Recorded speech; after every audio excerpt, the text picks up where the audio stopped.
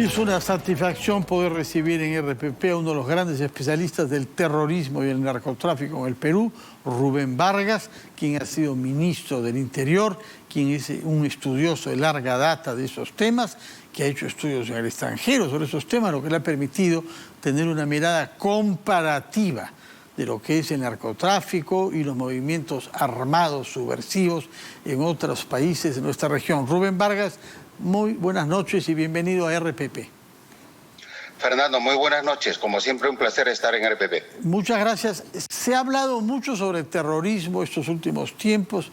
Me parece que en general con poco rigor y con las ganas de usar este tema que tanto traumatismo ha producido en nuestro país para derrotar a adversarios. Pero en fin, prescindamos de eso y comencemos por lo más elemental. ¿Qué es el terrorismo en el Perú hoy? ¿Qué núcleos activos propiamente terroristas tenemos en nuestro territorio y qué vínculo tienen con el narcotráfico?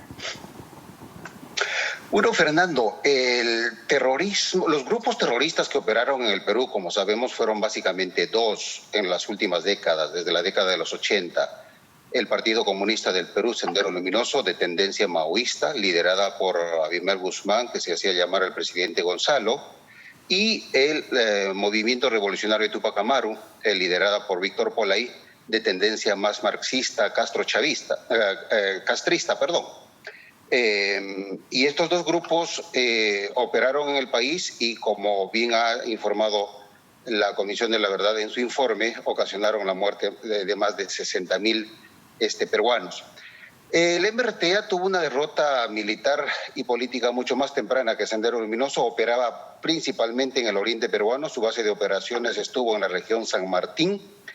Y tanto Sendero Luminoso como el MRTA, desde muy temprano, desde la década de los 80, estamos hablando del 83, para ser más específico, se vincularon rápidamente con el negocio del tráfico ilícito de drogas. No es una casualidad que tanto Sendero como el MRTA se hayan posicionado de extensas zonas en el Alto Huallaga que coincidían específicamente con la producción de cultivos ilegales de coca y especialmente con las rutas y los narcoaeropuertos que utilizaban los operadores de la droga vinculados a los carteles colombianos, tanto Cali como Medellín. Lo mismo pasó en el BRAE desde la década de los 80, especialmente Sendero Luminoso lo hizo suyo. Entonces, en realidad, la relación de los grupos terroristas con el tráfico ilícito de drogas no es un fenómeno nuevo. Se ha arrastrado desde la década de los 80 para adelante y sin ninguna duda ha sido una de sus principales fuentes de financiación, de financiamiento para sus actividades criminales que hemos observado durante toda la década de los 80, los 90, inclusive hasta el año 2012 en el Alto Huallaga con este terrorista conocido como Artemio, hasta que finalmente fue capturado. Actualmente, como hemos señalado en anteriores ocasiones, tenemos todavía a un grupo terrorista que opera en el BRAE, que nace de las canteras de Sendero Luminoso, los hermanos Quispe Palomino, pero que han mutado. Yo los llamo como una nueva cepa. Es un grupo terrorista que tiene su propio ideario, que tiene su propia lógica distinta a la del Partido Comunista del Perú, Sendero Luminoso, pero desde mi punto de vista sigue siendo un grupo terrorista que, por supuesto, su objetivo no es tomar el poder, sino es básicamente utilizar la estrategia de la acción como propaganda, es decir, difundir su pensamiento político, su propaganda política a través de acciones terroristas. Estamos seguros. Se siente bastante cómodo en el BRAE con el financiamiento del tráfico de drogas. ¿Estamos seguros de que este grupo es el responsable de los horribles asesinatos de Vizcatán del N durante la campaña electoral? Yo estoy seguro, Fernando, porque las amenazas de este grupo terrorista que opera en el BRAE contra los bares, contra los locales nocturnos que funcionan a lo largo del BRAE, no solamente de Vizcatán del N, las amenazas se registraban desde hace algún tiempo atrás, probablemente desde abril, inclusive desde marzo. Hemos visto ahí manuscritos y panfletos amenazando a sus propietarios para que cerraran sus puertas como una forma de evitar que el COVID llegara a ese valle. Y en el caso de Vizcatán del N, esas amenazas eran reiteradas. Es más, en panfletos recientes el grupo terrorista reivindica esa masacre. Entonces, desde mi punto de vista, ese tema está bastante claro y el grupo terrorista de los Quispe Palomino tuvo autoría directa. De acuerdo. Cuando usted habla del grupo de los Quispe Palomino, está hablando del único sobreviviente que hay, sobre el cual, a propósito, se ha publicado recientemente un libro auténticamente espeluznante, escrito por un hijo liberado de ese ambiente, bajo el título de Alias Jorge, la vida ajena y prohibida de un terrorista desertor. Lo he leído con sudor frío en la sangre ante las escenas de una crueldad y de una psicopatía que excede todo lo malo que yo ya había pensado sobre el tema. Fernando, en efecto, esa es una publicación muy interesante que grafica un hecho que no le hemos prestado atención o no se le ha prestado suficiente atención. Y se trata del secuestro de niños, no solamente de los hijos de los mandos terroristas, entre ellos de los Quispe Palomino, sino también estamos hablando del sector más golpeado, más vulnerable de la selva central peruana, que son los Ashánicas, que entran a sus comunidades, secuestran a sus niños, los llevan a los campamentos terroristas y ahí los tienen hasta que tienen la mayoría de edad y empiezan empuñando los fusiles e involucrándose en el negocio de las drogas. Entonces, las historias que se comentan en esa publicación no solamente corresponden al hijo de ese mando terrorista, sino es el modus operandi que ha golpeado a muchas familias, especialmente las ashánicas. Entonces, todavía estamos hablando de un grupo terrorista que está vivo, no es un grupo terrorista que esté en retirada. Como, insisto, estamos hablando de una zona en donde este grupo, los Quispe Palomino, se sienten muy a gusto por la cantidad de dinero, de los dólares sucios que sale del narcotráfico. De acuerdo. ¿Qué vínculo tiene ese terrorismo activo en el Brain, nutrido y enriquecido por el narcotráfico, con Movadef en particular y con toda la constelación sindical ultraizquierdista que, como hemos visto, y eso nos lo dirá después, ha establecido vínculos con algunas personalidades que están dentro del gobierno o rondan en torno a él? A ver, Fernando, hay que ser bastante claro en ese tema. Como te decía, el grupo terrorista de los Quispe Palomino en el Brain es absolutamente distinto al Partido Comunista del Perú, Sendero Luminoso. El Movadef es una estructura política que forma parte del grupo terrorista Sendero Luminoso. Fue creado por Abimael Guzmán en su celda de la base naval y luego convertido en una estrategia que se conoce como la solución política a los problemas derivados de la guerra interna. Y esa estrategia es la que se viene ejecutando con bastante éxito desde hace algún tiempo atrás, que inclusive pasaba por pretender inscribir al Movadef como un partido político. Lo del BRAE es para que nos entiendan los radioescuchas y los televidentes de RPP, es una versión distinta que reniega, que considera al Movadef como revisionistas, como que hubieran traicionado a la guerra popular. Estamos hablando de una lógica distinta y en términos de acción, de estructura terrorista, son dos cosas completamente distintas. El Movadef es la estrategia política de Sendero Luminoso, fundado, dirigido por Abimael Guzmán, y lo del BRAE, estamos hablando de un grupo terrorista que todavía continúan con la llamada guerra popular. De acuerdo. Ahora, ¿qué sabemos de seguro de los vínculos que algunos ministros hayan podido tener por alguna de las instituciones de esta constelación vinculada a Sendero Luminoso?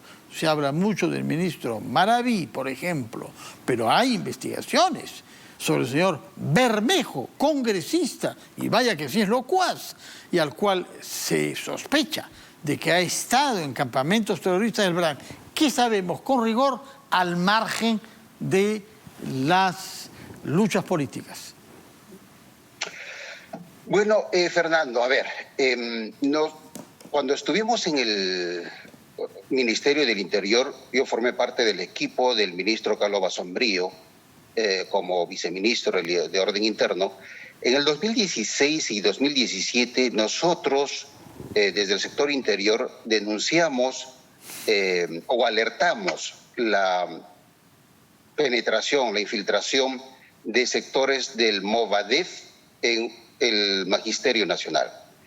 Y no solamente era el sector interior, sino también un sector de la izquierda, específicamente Patria Roja, también coincidía con nosotros y nos hemos reunido varias veces en mi despacho con dirigentes de Patria Roja y que coincidíamos en este peligro y en esa penetración de sectores del Movadef en el Magisterio Nacional. Y sabemos que desde su nacimiento, Sendero Luminoso siempre ha instrumentalizado al magisterio porque estamos hablando de un proyecto que pretende perdurar y para eso captan a profesores, a alumnos como una cantera interminable de sus cuadros.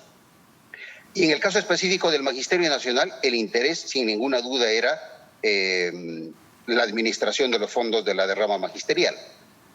Y cuando nosotros hicimos llamamos la atención de la opinión pública de esa presencia, de esa penetración del Movadef en el magisterio, la verdad que los partidos políticos, el Congreso, no nos prestaron atención.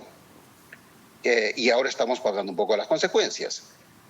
Yo veo, Fernando, que en este momento nuestra clase política en una especie de un surrealismo absolutamente interminable, cuando quienes denunciaban, insisto, Patria Roja, la infiltración del Movadef en el magisterio, cosa que estábamos de acuerdo, ahora son casi cogobierno con los que ellos denunciaban. Y un sector del Congreso que pretendían al contrario, o exigían o presionaban al gobierno de entonces que se atendiera a los pedidos de ese sector del CONARE SUTEP, ahora denuncian como que si fuese un hecho nuevo, como si fuese una sorpresa esa presencia. Entonces creo que lamentablemente los intereses políticos, la coyuntura política nos ha dejado llevar y ahora estamos en una situación en la que se van descubriendo vínculos claros y otros vínculos que nos llaman la atención. Señor Rubén Vargas, permítame actos para de ver comisión si es que lo he actos comprendido terroristas bien. de la década de los 80. Brevemente, por ahora, que nos ha vencido ya, para ver si lo he comprendido bien. Lo que usted está refiriendo es el apoyo que Fuerza Popular y el congresista Becerril dieron a Pedro Castillo durante la huelga del año 2017. Sí, en efecto, precisamente era las bancadas de Fuerza Popular y del APRA en su oportunidad que exigían que el gobierno de PPK reconociera al sindicato que ahora el actual gobierno acaba de reconocer y esas mismas bancadas se sorprenden. Estamos hablando, en efecto, de la bancada de Fuerza Popular que convirtió al Movadef en un actor importante y que ahora están en una posición de gobierno. En efecto, estamos hablando de eso. Tomamos nota entonces de lo que nos ha usted recordado. Yo recuerdo también lo que significó y lo que sucedió durante esa huelga. Muchas gracias por su presencia en RPP y es una gran satisfacción poder contar con un especialista como usted que habla claro sobre las cosas de las que tiene fundamento y que no hace politiquería en base a los temas más serios que hay en nuestra sociedad, porque lo que está en juego es la vida de inocentes. Muchísimas gracias y muy buenas noches. Vamos a hacer una pausa, después de la cual conversaremos con el gobernador regional de Ayacucho, que es también el presidente de la Asamblea Nacional de Gobernadores Regionales.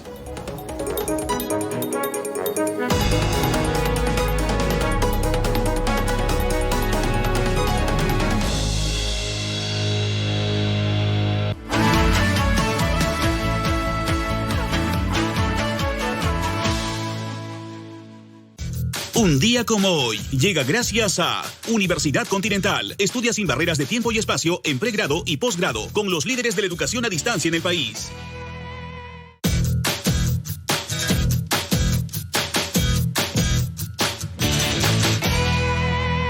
Un día como hoy, 24 de agosto, en el año 79, se produce la terrible erupción del volcán Vesubio, que se eleva cerca de las poblaciones de Pompeya y Herculano, en Italia.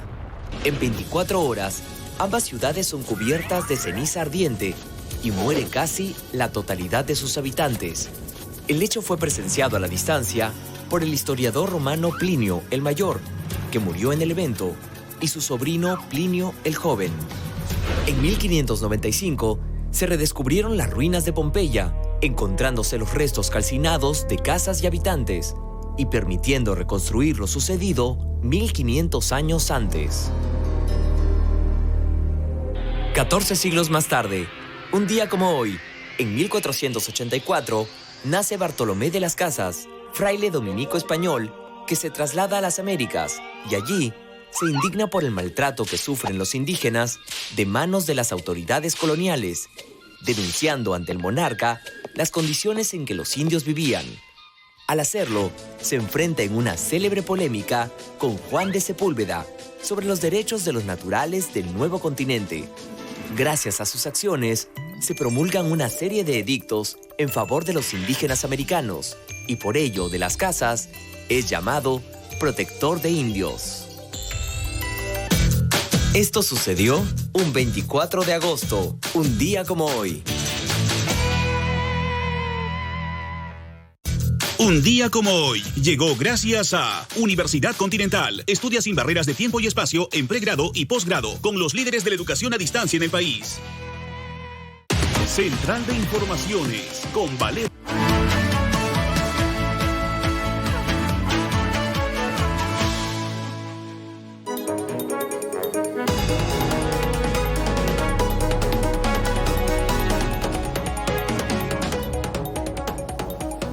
Son las 7:52 y es con mucha satisfacción que recibimos al gobernador regional de Ayacucho, presidente de la Asociación Nacional de Gobiernos Regionales del Perú, señor Carlos Rúa. Muy buenas noches y bienvenido a RPP. Fernando, muy buenas noches. Muchas gracias por la oportunidad. Un cordial saludo a nombre de la Asamblea Nacional de Gobiernos Regionales. Muchas gracias, nos sentimos muy honrados por ese saludo. Quisiéramos poder visitar todas las regiones de nuestro país. Nos informa cuando las condiciones sanitarias lo hagan posible.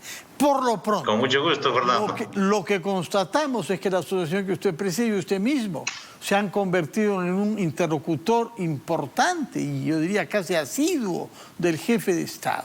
Han mantenido una reunión con él, a donde con toda libertad de palabra le han expresado sus reclamos y sus expectativas.